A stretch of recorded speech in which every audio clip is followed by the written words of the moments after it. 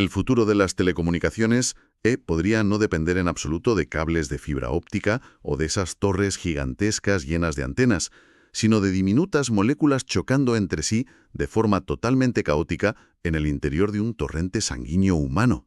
Uf, es que eso supone un cambio de paradigma absoluto. O sea, es abandonar el mundo macroscópico, ese rígido y electromagnético al que estamos tan acostumbrados, para adentrarnos en un entorno que es, bueno, fluido, microscópico y en su esencia más pura químico. Un saludo muy cordial y una cálida bienvenida a quienes nos acompañan hoy. En nuestra inversión de hoy vamos a destripar un terreno fascinante donde la ingeniería de vanguardia se da la mano directamente con el mundo natural. Eso es. Nuestro objetivo principal es desgranar un artículo académico que, es bastante denso, pero revolucionario. Se titula Simulación estocástica multiescala para la comunicación molecular difusiva. Y es un trabajo de los investigadores Adam Noel, Karen Zi Chung y Robert Schober.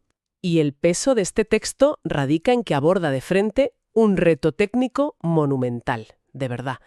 Intenta dar respuesta a cómo podemos simular por ordenador lo que podríamos denominar un Internet biológico. ¡Wow! ¿Un Internet biológico? Sí. Estamos hablando de diseñar redes donde los paquetes de datos no viajan a través de ondas de radio en el aire, sino que se transmiten mediante la liberación y la difusión de sustancias químicas muy específicas. Vale, vamos a desgranar esto paso a paso porque tiene tela. Para entender la magnitud del desafío que supone simular un sistema así, primero tenemos que comprender por qué la comunicación molecular, que en el sector llaman CM, es un rompecabezas tan endemoniadamente ruidoso. Totalmente. Es un caos estadístico que hace sudar frío a los matemáticos más brillantes, vamos. Claro, porque la premisa básica es usar moléculas como si fueran las portadoras de información. Y el documento menciona que esto no es ciencia ficción, o sea, es algo absolutamente ubicuo en la biología. Exacto. Las bacterias, por ejemplo, llevan miles de años enviándose señales químicas para coordinar ataques. Y ahora los ingenieros tienen un interés enorme en crear redes sintéticas artificiales para aplicarlas en la bioingeniería médica, ¿no? Así es. Y el método más simple, y a la vez el más complejo de predecir, para lograr esta transmisión de información, es lo que llamamos difusión libre. Suena muy técnico, pero en el fondo es una estrategia completamente pasiva. O sea que no requiere de baterías ni cables. Claro, a diferencia de una red Wi-Fi, no requiere infraestructura externa. No hay que instalar enrutadores, ni antenas celulares, ni tender cables. Únicamente necesita un medio fluido. Como agua o sangre, imagino. Eso es. Las moléculas viajan desde el punto de transmisión hasta el receptor, simplemente dejándose llevar, chocando de forma completamente aleatoria con otras moléculas del entorno. Y lo fascinante es que a distancias extremadamente cortas, a escala celular, este método es rapidísimo. Ya, pero aquí es donde yo empiezo a ver las grietas del sistema. En las telecomunicaciones tradicionales, los ingenieros calculan siempre lo que llaman la respuesta al impulso del canal. Sí, el comportamiento esperado de la señal. Exacto. Es decir, necesitan saber que si envían un pulso de señal limpio ahora mismo, con qué forma, intensidad y retraso va a llegar al receptor. En una fibra óptica, las matemáticas son súper limpias, precisas y predecibles. Ajá. Pero con la difusión libre. El propio artículo admite que obtener esa respuesta matemática de extremo a extremo es casi imposible de derivar con una fórmula cerrada. Es que ocurre que el caos inherente a la termodinámica destruye cualquier intento de aplicar ecuaciones puras. El movimiento de estas moléculas es puro movimiento browniano. Totalmente impredecible. Salvo que un matemático haga suposiciones geométricas que sinceramente rayan en la fantasía. ¿Cómo cuáles?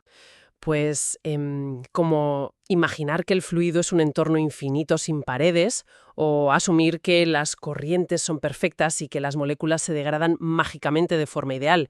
Ahí sí cuadran los números, pero en entornos biológicos reales... Que están llenos de recovecos, membranas y obstáculos físicos. Exacto. Intentar derivar esto en una pizarra simplemente fracasa. Las matemáticas analíticas clásicas se quedan cortísimas. O sea, depender de la difusión libre, que es un proceso que se basa pura y exclusivamente en colisiones aleatorias sin dirección fija, me suena como intentar enviar un mensaje de texto metiendo millones de letras sueltas en botellas de cristal y lanzándolas al océano.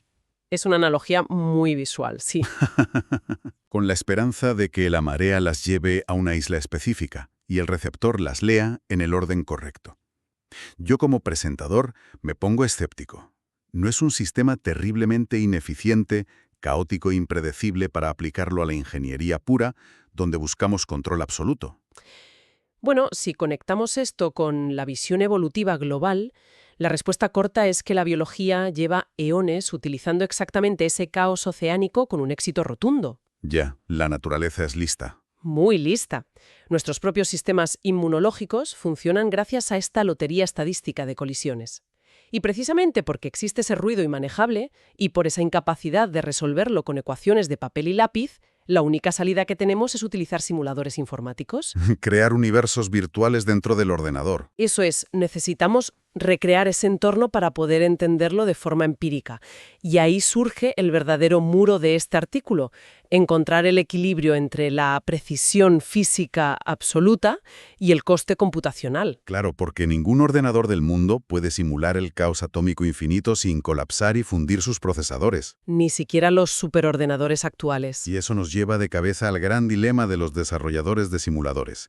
El texto expone dos modelos clásicos, que son como dos filosofías opuestas para intentar recrear este enjambre químico. El modelo microscópico y el modelo mesoscópico. Eso es. Es la eterna decisión entre usar una lupa de altísimos aumentos o usar unos prismáticos para ver el paisaje general. Empecemos analizando la lupa, el modelo microscópico, el que los autores llaman V sub m. Vale. El enfoque microscópico trata todo el entorno tridimensional como un único gran contenedor continuo. Y su trabajo es rastrear las coordenadas cartesianas exactas, Los ejes X, Y y Z. de cada molécula individual en todo momento de la simulación. Para simular cómo pasa el tiempo y cómo se mueven, el ordenador actualiza las posiciones sumando valores aleatorios. Y aquí el detalle importa mucho. Sí, esto me llamó la atención. No son números al azar sin más, sino que provienen de una distribución normal, gaussiana, independiente para cada eje coordenado. Detengámonos ahí un segundo porque esto es clave para quienes nos escuchan. ¿Por qué usar una distribución normal, la famosa campana de Gauss, para decidir hacia dónde se mueve una molécula? Pues porque matemáticamente es la forma más precisa de imitar cómo el agua empuja a las cosas. En el mundo microscópico, nuestra molécula mensajera está siendo bombardeada constantemente por millones de moléculas de agua invisibles. Que la empujan por todos lados. Eso es. La mayoría de esos empujones son pequeños y se cancelan entre sí. Eso sería el centro de la campana de Gauss. Pero de vez en cuando recibe un impacto más fuerte, que la desplaza más lejos, lo que representan los extremos de la campana. Ah, vale. Al sumar estos valores gaussianos en cada fracción de segundo, se recrea de forma virtual ese temblor errático característico del movimiento browniano. Y de hecho, es el núcleo de simuladores muy reputados como Smallvin. Es la máxima precisión imaginable. Sabes exactamente dónde está cada actor en el escenario en todo momento. Pero claro, el documento señala el peaje a pagar por esto. El coste de memoria, sí. La memoria RAM computacional que se necesita crece de forma exponencial con el número total de moléculas. Imaginemos que hay 1000 moléculas. El programa tiene que calcular la distancia de la número 1 respecto a las otras 999. Una locura de cálculos. Luego la de la número 2 frente a las 988 restantes, y hacer eso miles de veces por segundo. Si encima introducimos la posibilidad de que reaccionen químicamente al chocar, se vuelve un infierno combinatorio. Totalmente. Es una pesadilla matemática insostenible para intentar modelar redes de comunicación a gran escala o distancias largas. Por eso surge el enfoque de los prismáticos, el modelo mesoscópico. El BS. Exacto. En lugar de perseguir obsesivamente las coordenadas de cada partícula, este modelo coge todo el entorno y lo corta en pedazos, lo divide en subvolúmenes o pequeñas cajas tridimensionales colindantes que no se superponen. Una cuadrícula invisible. Eso es. Y la premisa vital, el truco conceptual que hace que esto funcione, es asumir que las moléculas dentro de cada una de esas cajas están bien mezcladas o perfectamente agitadas en todo momento. Dicho de otra forma, el ordenador suelta el rastreo GPS. Ya no tienen idea de en qué rincón exacto de la caja número 4 está la molécula. Lo único que registra en su base de datos es que en la caja número 4 hay, por ejemplo, 7 moléculas. Exactamente. Al perder esa resolución espacial dentro de la caja, la difusión física clásica deja de existir en el código. Ya no se trata como un movimiento continuo en el espacio. En su lugar, el simulador trata el movimiento como si fuera una reacción química. Qué curioso. Define una propensión, que no es más que la probabilidad estadística de que una molécula salte de la caja A a la caja contigua B, y para decidir cuándo ocurre el salto, hacia dónde y qué molécula lo da, los autores referencian el método directo. Un algoritmo que, tengo que decirlo, es una auténtica maravilla de la estadística, la matemática del algoritmo de la ruleta. Me pareció fascinante cómo lo desglosan en el texto. Es muy elegante. Básicamente, en cada paso temporal, el ordenador lanza 3 dados invisibles. Genera 3 números aleatorios uniformes para resolver todo el tablero. El primer número determina el cuándo. Dicta en qué momento exacto va a ocurrir el siguiente evento de salto en todo el sistema global. Claro. El segundo número actúa como una especie de lotería ponderada para decidir en qué subvolumen específico se origina ese salto. Las cajas que tienen más moléculas acumuladas compran más boletos para esta lotería, por así decirlo, y tienen más probabilidades de ser las elegidas. Tiene toda la lógica. Y el tercer número aleatorio es simplemente la brújula. Decide a qué caja de Sina saltará la molécula seleccionada. Fíjate en la elegancia de procesar millones de eventos así. Al renunciar a rastrear posiciones exactas continuas, la memoria RAM que exige el programa ya no depende de si hay 1 millón o 1000 millones de moléculas. Solo crece en función de las cajas. Crece únicamente en función de cuántas cajas has creado y de las posibles reacciones entre ellas. Entiendo la ventaja técnica, pero aquí tengo que ejercer de abogado del diablo, porque me parece que estamos haciendo demasiadas concesiones. A ver, cuéntame. Es como intentar controlar el aforo y movimiento de un estadio de fútbol. El modelo microscópico te da un punto GPS por cada asistente. Sabes quién está en el baño y quién en la barra pidiendo un refresco. Ajá. El modelo mesoscópico simplemente te dice, hay 5.000 personas en la grada norte. Tratar el movimiento físico real como una simple tirada de dados de probabilidad y asumir esa idea de que todo está bien mezclado dentro de una caja me parece una pérdida masiva. Ya, ¿te parece que perdemos detalle? Casi negligente, de información real. O sea, no estamos borrando los matices espaciales que podrían ser la diferencia entre que una señal química llegue o se pierda por el camino. Bueno, plantea un debate muy antiguo en la simulación física. Eso es indudable. Pero la pregunta clave que se hacen los diseñadores es, ¿realmente importan esos microdetalles en cada rincón oscuro del sistema? Yo diría que en la ciencia todo importa. Sí, pero la termodinámica nos dice que si el subvolumen es lo suficientemente pequeño como para que cualquier molécula lo recorra casi instantáneamente... Es decir, que la mezcla sea real a nivel temporal. Exacto. Pero a la vez es lo suficientemente grande como para contener suficientes reactivos. Para que la estadística funcione, la precisión de los tiempos de reacción se mantiene increíblemente fiel a los experimentos de laboratorio. Vale, la matemática sostiene el atajo. Y lo que ganas a cambio es monumental. El modelo mesoscópico permite simular poblaciones moleculares gigantescas. Lo que en el modelo microscópico tardaría 5 años de procesamiento continuo, este algoritmo de ruleta lo resuelve en la pausa para el café. Menuda diferencia. Bien, tenemos un escenario muy polarizado. El modelo microscópico tiene una lentitud paralizante y el mesoscópico, aunque rapidísimo, sufre de esa falta de resolución exacta que a mí me chirría. Y es exactamente aquí donde los autores del artículo entran en escena y proponen construir un verdadero Frankenstein computacional, la solución híbrida y multiescala. ¿Qué es el núcleo del estudio? Su tesis es provocadora. ¿Por qué no coser ambos mundos en un mismo simulador? Y para rematar, jugar dinámicamente con el tamaño de las cajas mesoscópicas. Que es una arquitectura computacional sumamente audaz. La estrategia central, para quienes nos escuchan, es desplegar la precisión absoluta del modelo microscópico únicamente en una pequeña burbuja alrededor del receptor. Que es, al fin y al cabo, el punto crítico que queremos analizar. Claro, donde ocurre la magia. Para el resto del océano, todo el trayecto desde el transmisor utilizan el modelo mesoscópico estadístico. Pero con un giro tremendo. Las cajas no son de tamaño uniforme. Eso es, a medida que te alejas del área de interés, las cajas se hacen progresivamente más y más grandes. Así logran estrujar la máxima eficiencia del procesador sin sacrificar la calidad de los datos en la zona de impacto. Pero claro, al intentar coser estos mundos, se dieron de bruces contra un desafío geométrico tremendo, las reglas de transición. Si tenemos un modelo mesoscópico donde unas cajas son pequeñas y sus vecinas son enormes, sus caras planas no se superponen perfectamente. Hay desajustes, sí. Hay cajas pequeñas cuya pared choca solo contra la mitad de la pared de una caja gigante. El artículo dedica muchísimo esfuerzo, sobre todo la ecuación 7, a resolver cómo demonios se calcula la tasa de probabilidad de que una molécula salte entre dos cajas que no encajan como bloques de Lego perfectos. Y la solución a la que llegan es conceptualmente muy limpia. Decidieron escalar la probabilidad del salto basándose proporcionalmente en la superficie física real que comparten ambas cajas.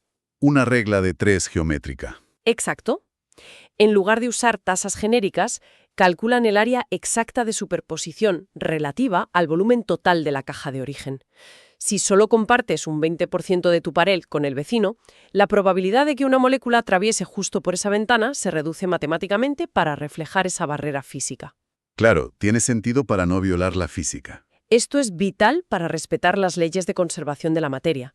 Si no escalas las probabilidades por el área de contacto, el simulador empezaría a embotellar moléculas contra paredes inexistentes o a crear fugas estadísticas. Dolor de cabeza, el plato fuerte de este Frankenstein es el cruce de fronteras entre los dos regímenes. La interfaz micro-meso. ¿Qué pasa cuando una molécula viaja del mundo estadístico o mesoscópico de cajas y entra de golpe al mundo microscópico de coordenadas exactas continuas? El artículo detalla un proceso que me parece, como poco, un ejercicio de equilibrismo. A ver cómo lo ves. Cuando una molécula va a dar ese salto al mundo microscópico, el programa genera un subvolumen virtual en la frontera, una especie de sala de espera imaginaria, y simplemente le inventa y le asigna a la molécula unas coordenadas espaciales aleatorias dentro de ese espacio. ¿Sí? Y en sentido contrario, cuando pasa del mundo continuo al de las cajas, el ordenador mide la distancia geométrica exacta desde la molécula hasta el centro de las cajas vecinas y simplemente la abduce hacia la más cercana. A ver, es un mecanismo de transición que busca minimizar el choque entre las dos físicas simuladas. Intenta mantener los motores matemáticos de cada mundo operando de forma totalmente independiente. Como dos programas separados. Eso es, actuando únicamente como un traductor simultáneo en la frontera para permitir ese flujo bidireccional de materia y datos. Pues sinceramente tengo que volver a ponerme escéptico. Toda esta lógica me parece coger el camino fácil. ¿Por qué lo dices? Particularmente, la idea de aumentar desproporcionadamente el tamaño de las cajas en las zonas lejanas me resulta muy arriesgada. Al hacer que las cajas de las esquinas del entorno de simulación sean gigantescas, el modelo está asumiendo ciegamente que no va a ocurrir absolutamente nada digno de estudio en esas zonas. Bueno, es una suposición controlada. Crea unos puntos ciegos masivos en la simulación. Y lo de la frontera. Fíjate en la analogía. Para quienes nos escuchan, es como cuando jugamos a un videojuego antiguo de mundo abierto. Ay, madre mía, a ver la comparación. Estás explorando el mapa detallado, que sería el mundo microscópico, y al abrir la puerta de un edificio la pantalla se va a negro en un tiempo de carga, y tu personaje simplemente hace pop y aparece dentro de la habitación, que sería el mundo mesoscópico.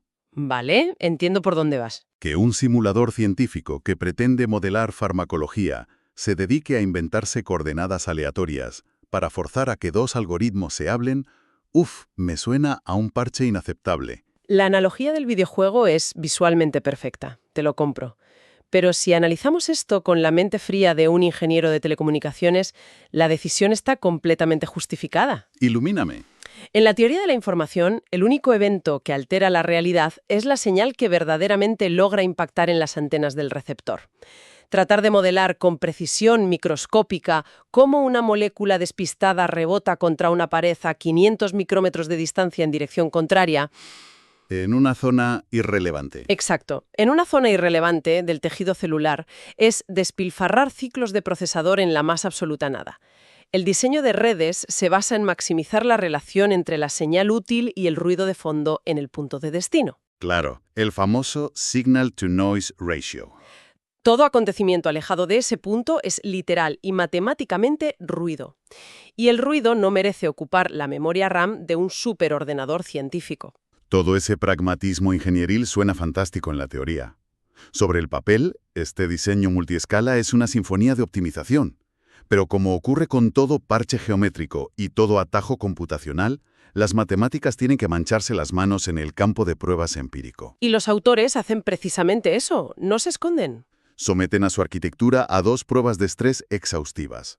Crean un entorno bidimensional de 48 por 40 unidades espaciales y enfrentan en la arena a 5 configuraciones distintas para ver quién gana. ¿El modelo microscópico puro? el mesoscópico puro, el mesoscópico multiescala, el híbrido estándar y, la joya de la corona, el híbrido multiescala. La primera gran prueba de fuego es la de liberación impulsiva. Para visualizarlo, es el equivalente en telecomunicaciones a encender un flash fotográfico cegador en la oscuridad y medir la curva de luz que va llegando a la lente con el paso de los milisegundos. Liberan de golpe, en un solo instante, 10.000 moléculas en el punto exacto del transmisor. Configuran el área de recepción a una distancia considerable de 7 unidades y ponen el reloj a correr para contar cuántas moléculas atraviesan esa zona a lo largo de 100 pasos temporales. Luego cogen todos esos datos y los comparan contra la curva teórica perfecta, basada en las leyes de difusión de Fick en un medio infinito, que aquí lo llaman U sub Rx de t. Y hombre, hay que rendirse a la evidencia empírica. Los resultados son clarísimos. El resultado en esta prueba es espectacular. El modelo mesoscópico multiescala, ese que tiene cajas pequeñas en el centro y enormes en los bordes, resulta ser asombrosamente fiel. Dibuja exactamente la misma curva estadística de llegada de señal que el modelo microscópico purista, calcando el pico de señal y la degradación posterior. Pero, y aquí está el golpe en la mesa. Lo consigue utilizando únicamente 444 cajas o subvolúmenes frente a las casi 1920 que necesitaba el modelo de malla estándar. Es una reducción brutal de datos. Y en cuanto al tiempo de procesador, necesitó menos de la mitad de eventos matemáticos computacionales para terminar. Supone un triunfo incuestionable en términos de economía computacional. Es la validación de que podemos efectivamente hacerle trucos de magia al ordenador, reduciendo drásticamente la resolución gráfica en la periferia de la simulación. Y aún así, obtener lecturas de señal de altísima fidelidad en el núcleo de interés. Exacto. Logra acelerar la obtención de resultados más de un 200%, sin corromper la integridad de la señal que se está analizando. De acuerdo. La prueba del pulso es un éxito absoluto. Pero luego llega el segundo test, la prueba de distribución uniforme. Y aquí, amigos míos, es donde caen las caretas y la situación se pone verdaderamente tensa. Aquí es donde la cosa se pone realmente interesante, sí. En lugar de un estallido repentino de moléculas desde un punto, inundan todo el espacio de simulación colocando 9.600 moléculas distribuidas de forma totalmente homogénea. El objetivo matemático de esto es que, por pura estadística, en promedio debería haber siempre alrededor de 5 moléculas en cada área unitaria, mientras el reloj avanza. Es una prueba de resistencia en reposo. Busca auditar si la geometría del sistema es estable a largo plazo. Exacto. Si las complejas matemáticas que diseñaron para cruzar la frontera entre los regímenes introducen algún sesgo o error sistemático, este test de fondo lo va a sacar a la luz inmediatamente al alterar la concentración basal. Y vaya si sale a la luz. Descubren una fuga. Detectan un problema crítico en los modelos híbridos. Resulta que las moléculas literalmente se pierden en esa frontera artificial entre el mundo continuo microscópico y las cajas mesoscópicas. Sí, la gráfica ahí es implacable. El promedio de concentración en la zona de observación sufre una caída repentina hasta unas 4,75 moléculas y se queda atascado en ese déficit el resto del experimento. A ver, paremos las máquinas. Están desapareciendo moléculas en la aduana entre los dos mundos informáticos. Bueno, calma. Que un simulador pierda materia rompe la primera ley de la termodinámica. La materia ni se crea ni se destruye. Si extrapolamos esto a un escenario médico, si estás diseñando una medicina y tu ordenador te engaña diciendo que hay menos materia de la real, Tus tasas de reacción van a estar equivocadas. catastróficamente equivocadas. Es un artefacto de simulación francamente peligroso. A ver, hay que reconocer que tu objeción es contundente y los propios datos experimentales le dan la razón a esa alarma. Se produce lo que en simulación se denomina un leakage o fuga inicial debido a la discretización del espacio en la frontera. Una fuga de manual. Pero a ver, pongamos las cosas en su justa perspectiva, dentro del desarrollo de software. Ese error estático en la concentración basal, esa pequeña caída del 5% en el ruido de fondo, es un peaje técnico más que asumible cuando miramos la gráfica completa. ¿Tú crees? Estoy segura. En esta prueba de distribución uniforme, el modelo híbrido multiescala trituró los números terminando la simulación hasta 4 veces más rápido que la malla uniforme estándar, un 400% de incremento en la velocidad de cálculo en un campo donde las simulaciones tardan semanas en completarse. No sé yo. 4 veces más rápido a cambio de aceptar pasivamente que mi universo simulado tiene un agujero negro que se traga un 5% de las moléculas. Como ingeniero, ese trato me daría pesadillas.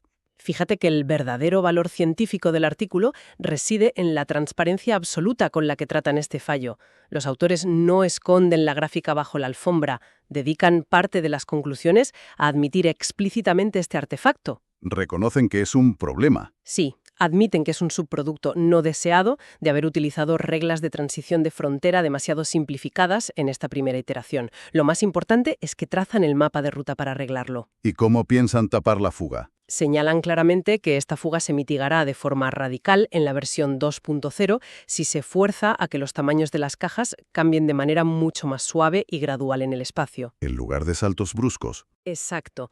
Y si se implementa algoritmia de cálculo espacial más pesada y rigurosa justo en el momento de cruzar la interfaz. El cimiento de la casa, la arquitectura de dividir para vencer, sigue siendo revolucionario y sólidamente viable. O sea, estamos ante un prototipo brillante que requiere pulir sus engranajes fronterizos. Vamos a intentar condensar todo este aluvión de geometría, estadística y biología para ir cerrando. Si tuviéramos que empaquetar este análisis en 3 conclusiones fundamentales para quienes nos escuchan. La primera sería muy clara. Exacto. La primera y más rotundo sería que el avance de la comunicación molecular biológica está irremediablemente encadenado a la simulación informática. El entorno real a escala micrométrica es un campo de batalla tan sumamente caótico que resulta indescifrable para las matemáticas analíticas puras. Una síntesis perfecta. No hay ecuación de pizarra que valga. Necesitamos mundos virtuales. Y la segunda gran conclusión es que la arquitectura de estos mundos virtuales vive en un estado de tensión permanente. El tira y afloja. Existe un tira y afloja incesante, casi filosófico, entre la precisión exquisita y milimétrica del mundo microscópico, que requiere una cantidad obscena de recursos, y la velocidad ciega y pragmática del mundo estadístico mesoscópico. El diseño computacional nos demuestra que nunca se puede tener el 100% de ambas. Y la tercera conclusión, que es el corazón de este estudio, es que la genialidad del enfoque multiescala reside en demostrarnos que podemos, literalmente, hacerle trampas al solitario matemático de forma muy inteligente. Así es. Si somos astutos y le otorgamos una resolución gráfica bajísima a las zonas lejanas, reservando todo el poder de procesamiento de la lupa microscópica únicamente para el receptor, logramos acelerar los experimentos a velocidades antes impensables. Manteniendo intactos los datos vitales que necesitamos para construir los sistemas de telecomunicaciones del futuro. Es la aplicación más pura de la economía de recursos llevada al extremo de la computación científica. Y tras todo este intenso recorrido analítico, nos queda un pensamiento verdaderamente provocador flotando en el aire para nuestra audiencia. Si estos equipos de investigación logran afinar estos algoritmos multiescala en los próximos años, ¿Qué lograrán? si consiguen sellar completamente esas fronteras para que no se pierda ni un solo átomo, logrando que los simuladores corran de forma impecable y casi instantánea gracias a la fuerza bruta de la inteligencia artificial, Lo que se viene. ¿qué nos frena?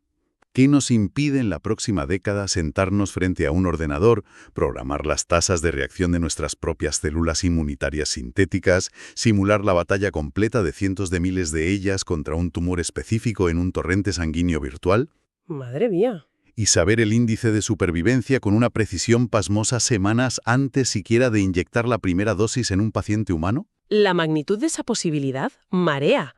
Estoy convencida de que implicaría que el techo de cristal para curar patologías complejas ya no lo dictarían las lentas y costosas limitaciones de cultivar placas de Petri en un laboratorio. Cambia todo el juego. La frontera final pasaría a ser pura y simplemente la eficiencia y pureza matemática de nuestro propio universo virtual. Un futuro espectacular donde las moléculas biológicas y el código informático convergen hasta ser indistinguibles. Nuestro más sincero agradecimiento por habernos acompañado hasta el final de este intrincado pero fascinante viaje por los entresijos de la ciencia del mañana. Ha sido un absoluto privilegio destripar estos conceptos hoy. Nos vemos en la próxima inmersión.